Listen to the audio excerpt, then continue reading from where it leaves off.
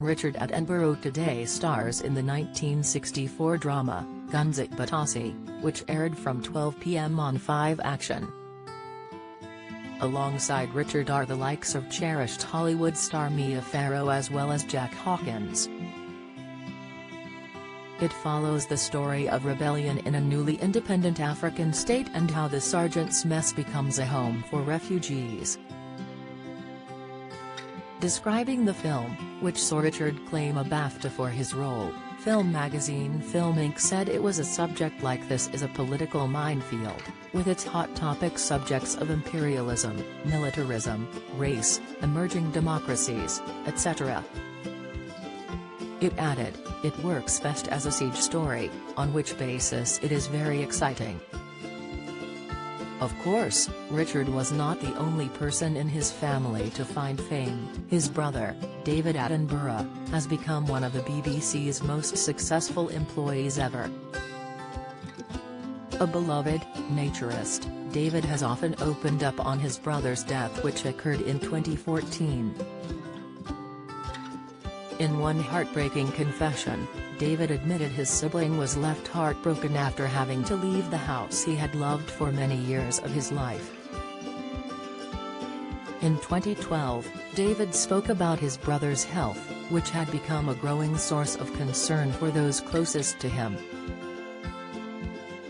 The concern was not new, however, as in 2008, Richard fell over at Christmas, his family believing it may be time for him to move out of the home. He lived at his £11.5 million southwest London home, complete with its own soundproofed cinema in the garden, with his wife Sheila Sim, whom he wedded in 1945. Reflecting on the need for Richard to move out, David told the Daily Telegraph at the time, he and his wife both loved the house, but they now need full-time care. It simply isn't practical to keep the house on anymore. The house in Richmond Green was originally purchased 4 years after the couple wedded, and as Richard once recalled, everything is nice about living in Richmond. It hasn't really changed over the years. Except the aircraft. They are dreadful. They come over about every minute.